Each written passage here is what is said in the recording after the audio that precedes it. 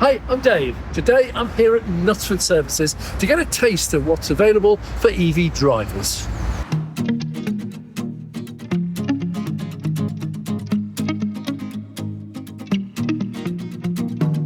It's early morning and you wanna go take on the world and get to know it.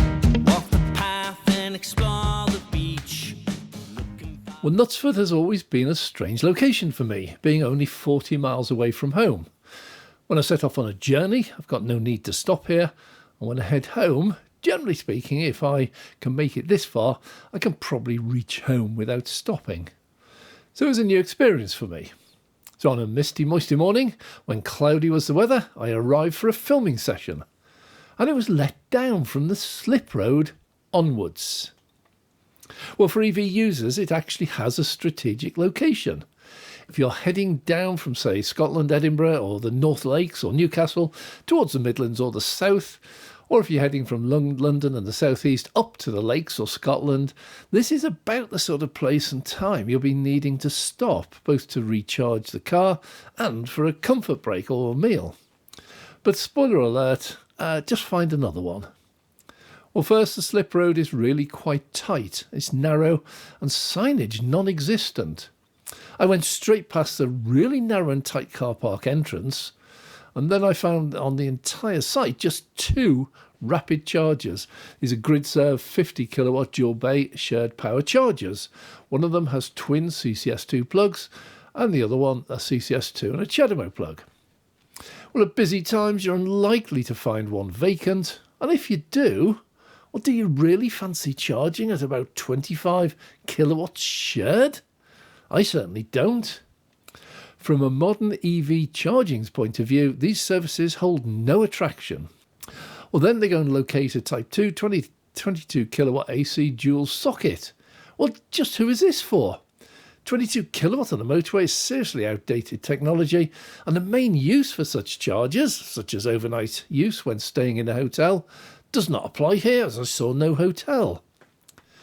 For EV charging, these services need a major update, and urgently, as there are plenty of other services nearby which offer far more. The main entrance road is seriously close to the chargers, so this is a health and safety concern, but also puts most of the services within a very noisy and smelly environment, with HGV lorries thundering past almost constantly just a few feet away. The grid-serve units themselves are fine for what they are. The screens are modern, the cable's tolerably usable, and the plug's just okay. But even sitting inside the car, the roar and proximity of HGVs is not pleasant. Screens are new, nice and bright, and proudly advertise the price without having to go searching an app to find out how much it will cost you to charge.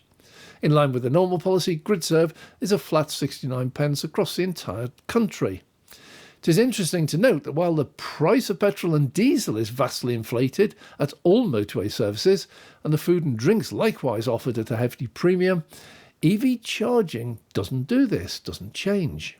Still way too dear, of course, but at least not hyped up purely because of the location. For disabled drivers and wheelchair users, the chargers are nicely located. The bays are wide, and the chargers can be approached right up to them. There's no nasty curbs or bump stops blocking you reaching the contactless from a wheelchair. In my humble simulation, it appears easy. One good point for them, as opposed to another services not too far away.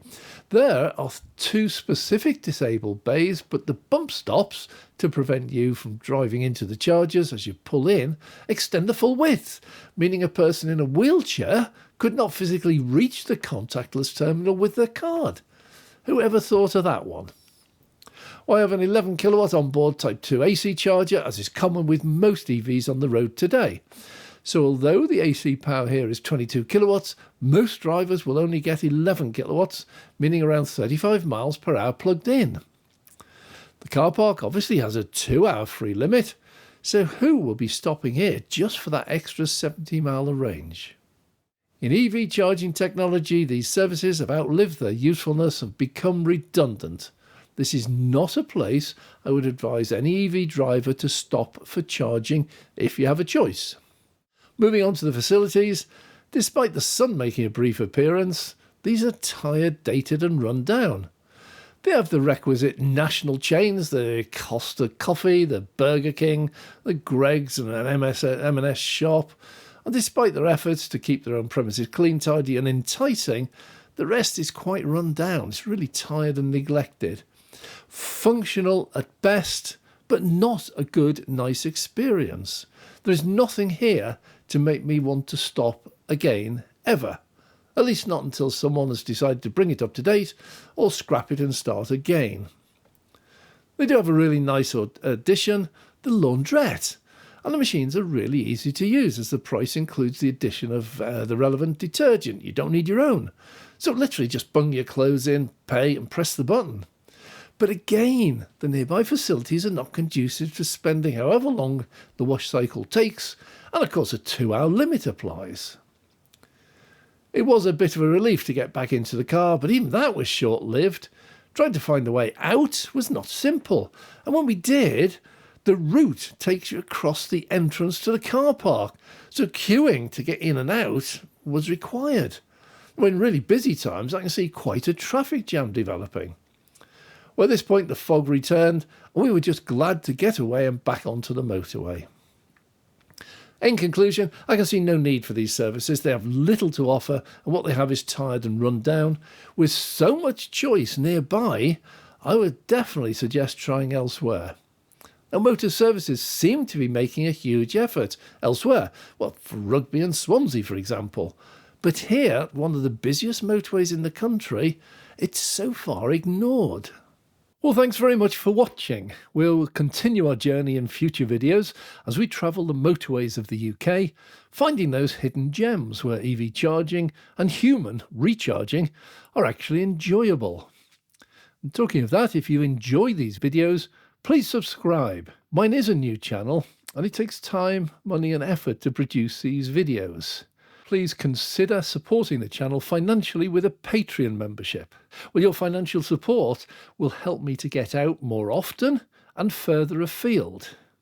Remember, we now have these motorway services videos as a regular feature, looking at the EV chargers, access and facilities, and they'll always be uploaded on a Monday afternoon. I'm Dave. We haven't got your intro. Hi, I'm Dave. I'm here today. Yeah. Hi, I'm Dave. Welcome to. Oh no! Hi, I'm Dave. I'm here today. No. Okay. Hi, I'm Dave. I'm here to. Hi, I'm Dave. Today I'm here at Knutsford Services. No.